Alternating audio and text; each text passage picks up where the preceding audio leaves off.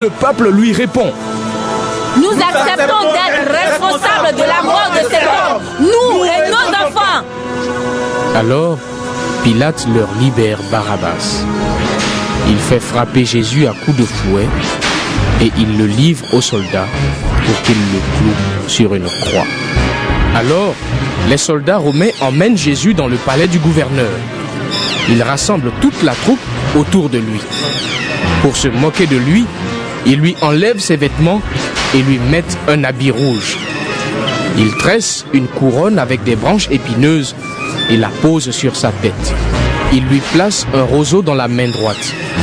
Ensuite, ils se mettent à genoux devant lui et ils se moquent de lui en disant: Salut, roi des Juifs. Salut, roi des Juifs. Salut, roi des Juifs. Ils crachent sur lui et ils prennent le roseau pour le frapper sur la tête.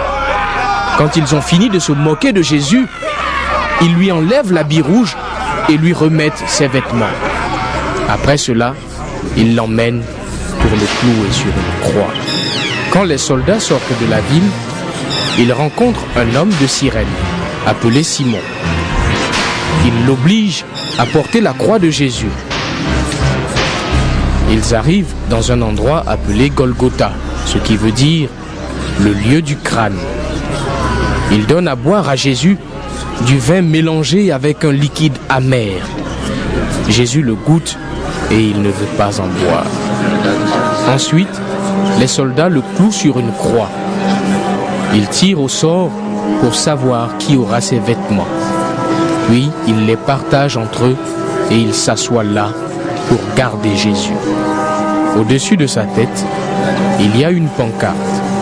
Elle indique pourquoi il est condamné. On a écrit: c'est Jésus, le roi des Juifs. Les soldats clouent aussi 2 bandits sur des croix à côté de Jésus, l'un à sa droite et l'autre à sa gauche. Les gens qui passent par là secouent la tête et ils insultent Jésus en disant: Tu voulais détruire le temple et le reconstruire en 3 jours. Eh bien, si tu es le Fils de Dieu, sauve-toi toi-même et descends de la croix. Les chefs des prêtres, avec les maîtres de la loi et les anciens, se moquent de Jésus. Ils disent: Il a sauvé les autres, mais il ne peut pas se sauver lui-même. C'est le roi d'Israël. Maintenant, il n'a qu'à descendre de la croix, alors nous croirons en lui. Il a fait confiance à Dieu. Eh bien, si Dieu l'aime, il n'a qu'à le sauver maintenant. En effet, cet homme a dit: Je suis fils de Dieu. Même les bandits qu'on a cloués sur des croix à côté de Jésus l'insultent de la même façon. À partir de midi, il fait nuit dans tout le pays jusqu'à 3 heures de l'après-midi. Vers 3 heures, Jésus crie très fort: Eli, Eli, lema sabachthani. Cela veut dire: mon Dieu, pourquoi m'as-tu abandonné? Parmi ceux qui sont là, certains l'entendent et disent: Il appelle Élie. Aussitôt, l'un d'eux part en courant. Il prend une éponge et la trempe dans du vinaigre. Il met l'éponge au bout d'un roseau et la présente à Jésus pour qu'il boive. Mais les autres disent: Attends, nous allons voir si Élie vient le sauver. De nouveau, Jésus pousse un grand cri et il meurt. À ce moment-là, le grand rideau qui est dans le temple se déchire en 2 morceaux, depuis le haut jusqu'en bas. La terre tremble, les rochers se fendent, les tombes s'ouvrent et les corps de beaucoup d'amis de Dieu qui étaient morts se réveillent. Plus tard, quand Jésus se réveille de la mort, ils sortent des tombes. Ils entrent dans Jérusalem, la ville sainte, et ils se montrent à beaucoup de gens. L'officier romain et les soldats qui gardent Jésus avec lui voient que la terre tremble. Ils voient aussi tout ce qui se passe. Alors ils ont très peur et ils disent: Vraiment, cet homme était fils de Dieu. Beaucoup de femmes sont là, elles regardent de loin. Elles ont suivi Jésus depuis la Galilée pour le servir. Parmi elles, il y a Marie de Magdala, Marie, la mère de Jacques et de Joseph, et la mère des fils de Zébédée. C'est le soir. Un homme riche arrive. Il est de la ville d'Arimathée et s'appelle Joseph. Lui aussi est disciple de Jésus.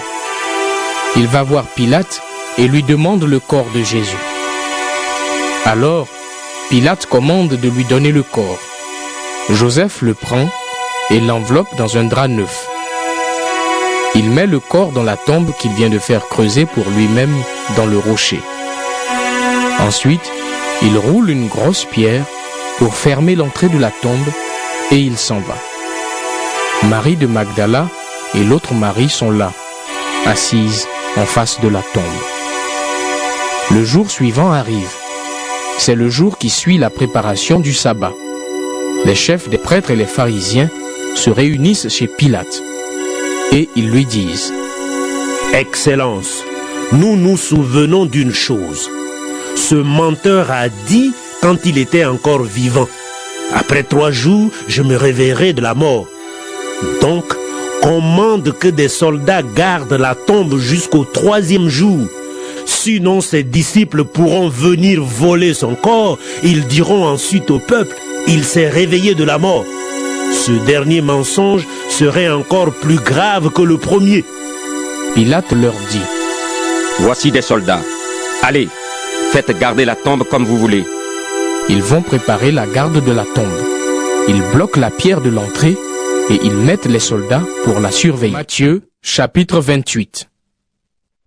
Après le sabbat, le dimanche, au lever du jour, Marie de Magdala et l'autre Marie vont voir la tombe. Tout à coup, il y a un grand tremblement de terre. Un ange du Seigneur descend du ciel.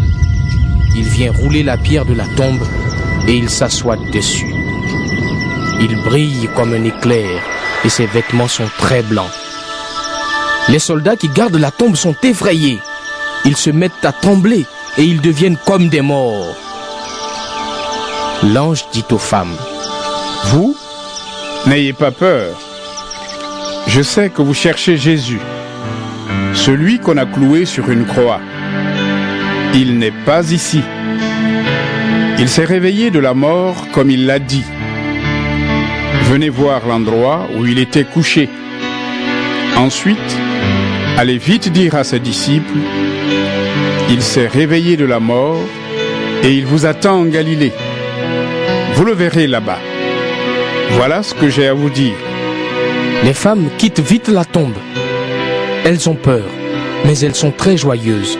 Elles courent annoncer la nouvelle aux disciples de Jésus. Tout à coup, Jésus vient à leur rencontre et il leur dit: Je vous salue. Elles s'approchent de lui, elles saisissent ses pieds et l'adorent. Alors Jésus leur dit: N'ayez pas peur. Allez dire à mes frères de partir pour la Galilée. Ils me verront là-bas. Les femmes sont en route. Pendant ce temps, quelques soldats qui gardaient la tombe vont à la ville. Ils vont annoncer au chef des prêtres tout ce qui est arrivé. Les chefs des prêtres se réunissent avec les anciens. Ils décident ensemble de donner une grosse somme d'argent aux soldats. Et ils leur disent: Voilà ce que vous raconterez. Les disciples de Jésus sont venus pendant la nuit et ils ont volé son corps pendant que nous dormions. Si le gouverneur apprend cela, nous lui expliquerons l'affaire et vous n'aurez pas d'ennui. Les soldats prennent l'argent et ils font ce qu'on leur a dit. À cause de cela, on raconte cette histoire encore aujourd'hui parmi les habitants de la Judée. Les 11 disciples partent pour la Galilée. Ils arrivent sur la montagne où Jésus leur a dit d'aller. En voyant Jésus, ils l'adorent, mais certains hésitent à croire. Jésus s'approche et leur dit: J'ai reçu tout pouvoir au ciel et sur la terre. Allez chez tous les peuples pour que les gens deviennent mes disciples. Baptisez-les au nom du Père, du Fils et de l'Esprit Saint. Apprenez-leur à obéir à tous les commandements que je vous ai donnés. Et moi, je suis avec vous tous les jours, jusqu'à la fin du monde. Luc, chapitre 3. Maintenant, Tibère est empereur depuis 15 ans. Ponce Pilate est préfet de Judée. Hérode Antipas gouverne la Galilée. Philippe, le frère d'Hérode Antipas, gouverne l'Ithurée et la Trachonite. Lysanias gouverne l'Abilène. Anne et Caïphe sont grands prêtres. À ce moment-là, dans le désert, Dieu adresse sa parole à Jean, le fils de Zacharie, et Jean va dans toute la région du Jourdain. Il lance cet appel. Faites-vous baptiser pour montrer que vous voulez changer votre vie. Et Dieu pardonnera vos péchés. En effet, dans le livre du prophète Ésaïe, on lit. Un homme crie dans le désert. Préparez la route du Seigneur. Faites-lui des chemins bien droits. On remplira tous les ravins. On aplatira toutes les montagnes et toutes les collines. Les tournants de la route deviendront droits. On remettra les mauvais chemins en bon état. Et tous verront que Dieu veut les sauver. Des foules viennent pour que Jean les baptise. Jean leur dit. Espèce de vipère! La colère de Dieu va venir! Et vous croyez que vous pouvez l'éviter? Qui vous a dit cela? Faites donc de bonnes actions pour montrer que vous avez changé votre vie. Ne vous mettez pas à penser. Notre ancêtre, c'est Abraham. Oui, je vous le dis. Vous voyez ces pierres ici? Eh bien, Dieu peut les changer pour en faire des enfants d'Abraham.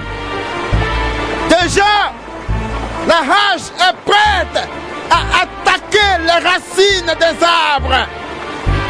Tous les arbres qui ne produisent pas de bons fruits, on va les couper et les jeter dans le feu. Alors les foules demandent à Jean. Qu'est-ce qu'il faut faire? Il leur répond.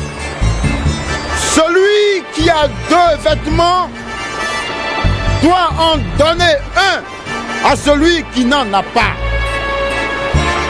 Celui qui a de la nourriture doit en donner à celui qui n'en a pas. Les employés des impôts viennent aussi pour que Jean les baptise. Ils demandent à Jean. Maître, qu'est-ce qu'il faut faire? Jean leur répond. Vous savez ce qu'on doit payer pour l'impôt. Ne demandez pas plus. Des militaires demandent à Jean. Et nous, qu'est-ce que nous devons faire?